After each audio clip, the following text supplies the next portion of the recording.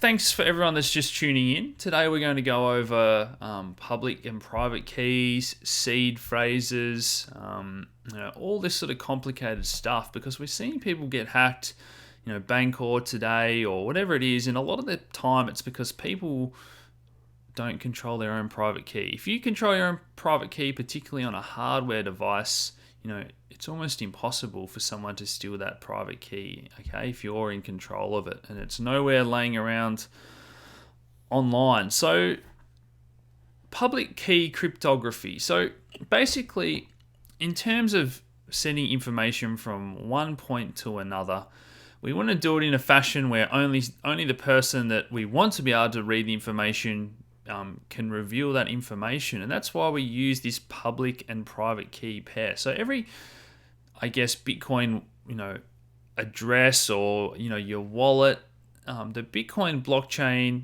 is a pair, a public and private key pair. So a lot of people sort of refer to the public part as their address. I'm going to talk about how that works, and the private key, easiest to think of as your password, or it's that string of numbers that can unlock and decrypt that information for you to sign that transaction and basically say, look, these are my Bitcoins. I'm signing the transaction with my private key, and that means that you can send those Bitcoins because anyone can, have your public address. Let's go over to the latest block that's been mined on the Bitcoin blockchain here. Anyone can sort of look at anyone else's address and see what Bitcoins are in there, but only you can send that information. Okay, so let's go down. So addresses can start with a 1 or a 3, and again, I don't want to overcomplicate things, guys, but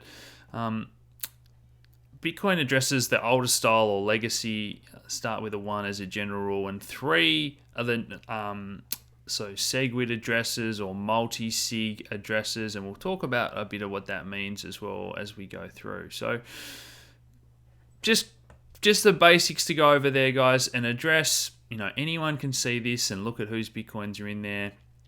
But once you have the private key, you have the option and the authority to send it. So Bitcoins or Ethereum, whatever we're talking about, they live out there in cyberspace on the blockchain. And again, I think it's a common misconception that people think that their coins live on their computer or on their hardware wallet.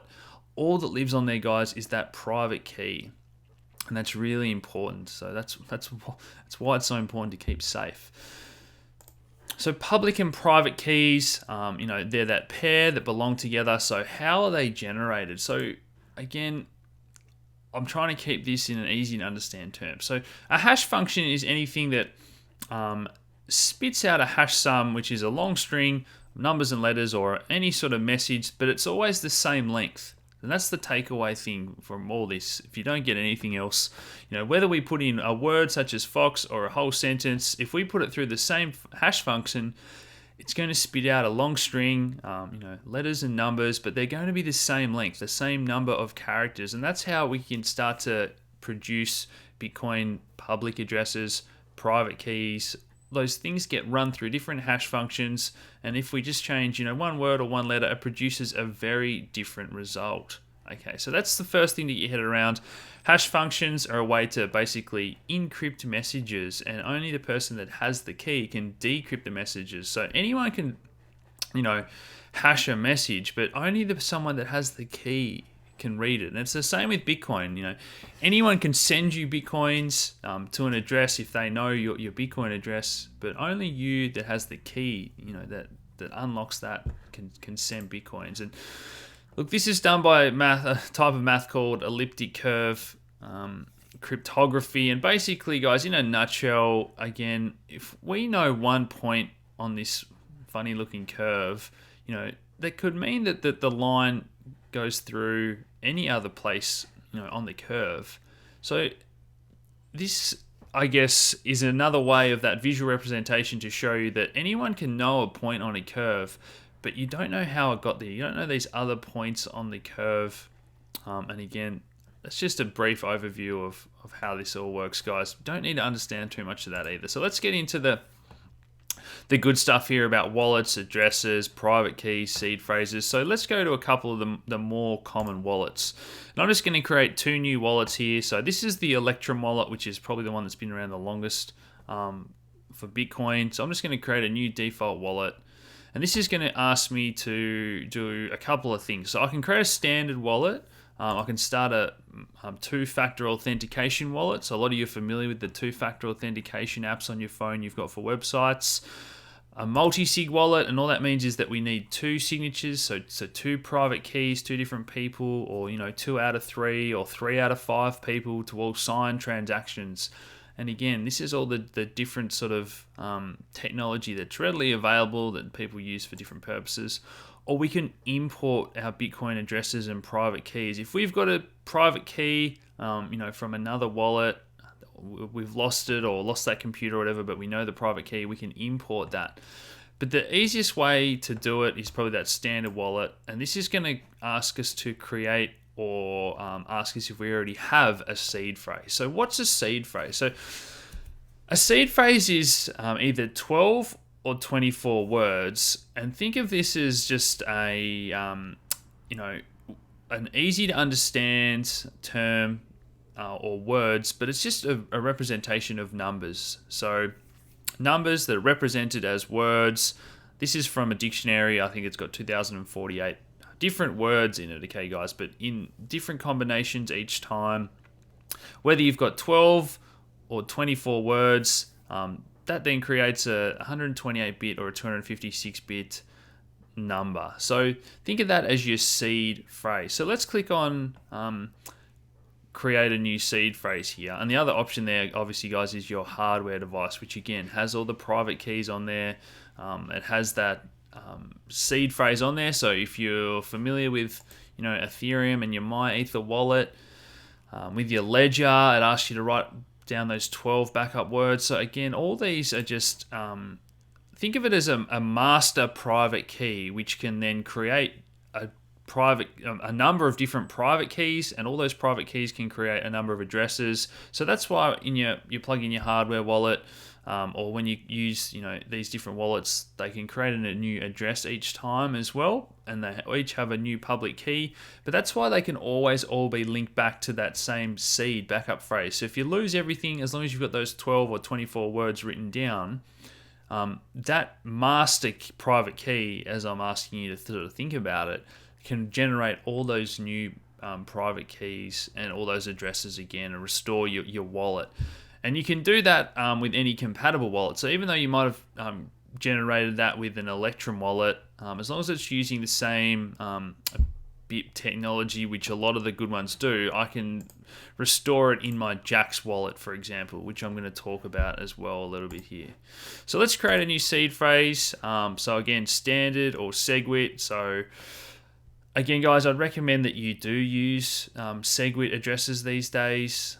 It tends to be, cheaper transactions, and I'm going to talk about, I don't want to dive in too much and cover too much in this video, but I'm going to talk about why that is as well, because each transaction has data in it depending on the number of inputs. So if you've got lots of little Bitcoin transactions, each of those creates an input, and then we have an output, and if you don't spend all the Bitcoin in your wallet, it basically refunds that back to you. So don't think of it as if you're spending Bitcoins, you're not spending 5 out of your 10 in your wallet, for example.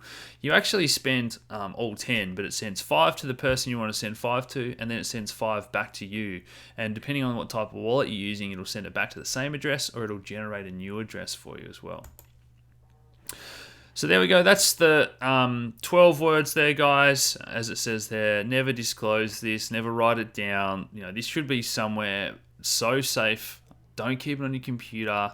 Obviously, I'm creating a new wallet tonight, guys. I'd never share this publicly normally, because that's all that someone needs to regenerate your wallet. So from those words there, okay, that's just as we said. Words that are representing a number, and that number is your master private key that's used to generate a private key and a wallet address each time. It'll ask you to confirm that there, guys. I'm not going to do that tonight, but I'm going to jump in and show you how this works on the Jaxx wallet also. So this is an older version of the Jaxx wallet, again, using the one there with the start of my Bitcoin address. And let's go into the tools and the settings as well. So over here, we can choose our different currencies. So Bitcoin or Ethereum, Litecoin. And now we'll go back and we've got those 3 wallets there and addresses. And again, Jaxx has got that, that 12-word phrase, and let's go have a look at that there. I'm going to show you that. So display my private key or back up my wallet. So if we want to view our backup phrase here, again, this is the long string. This can be represented as a QR code or as a string of random words, guys, as well. So there they are, same sort of stuff again. That's just those words that can be used to regenerate your wallet if you ever lose anything. Now, that's your address there. That's your address, represented as a QR code. So just visual representation of that long string of numbers. So let's go over all that again from start to finish. So from that seed phrase, those 12 words that are used to back up, you can back up your hardware wallet. They'll ask you to write them down when you buy a Ledger or a Trezor. They'll ask you to write it down when you create a Electrum wallet or when you create a Jaxx wallet, whatever it is. So from that seed phrase, we can then hash that, and that spits out that private key, which is a set length string of 1 zeros, upper and lowercase. That's our private key, and then again we hash that. This is the wallet software that's doing all this to spit out a set length public key, and then we that public key gets hashed again to spit out an address. Now each time we go through that algorithm, just like we said, it's the person that knows the message. You can't go back up the chain, I guess, is the easiest way to think about it. So it doesn't matter if somebody knows your public address, but they can't find your private key. So just like we said with the elliptic curve there example, just because we know a point and a number on a curve, it doesn't mean we know where that has come from. So that's probably the visual way to think about it as well, guys. If that's not your cup of tea. But basically, each time it goes through that hashing process where it spits out the next step down the chain, but there's no way to ever reverse that. So you can't figure out someone's private key from their address. You can't figure out someone's seed phrase that has created all their private keys if you were to know one of their private keys or if you know their address. So that's the whole, what came about with public key cryptography, the fact that it's asymmetrical. So very easy to go down the chain and encrypt messages, but very hard to go back up the chain and decrypt messages, guys. I hope that's all making sense so far. In case your Reggie gets wrecked or lost. So guys, I'm going to keep going here. Hopefully I haven't lost you with that stuff. I know this is hard to understand. I'm trying to do a broad overview and introduction. So let's have a look at a few of these transactions. So this transaction here is an example of what I was saying, where this is the address here that the Bitcoin is coming from. Now, majority of that actually gets returned to the same address that ends in ZW here, guys. So they're only sending a tiny amount here, and then it goes back to itself. Now let's try and find a good example here with lots of inputs and outputs.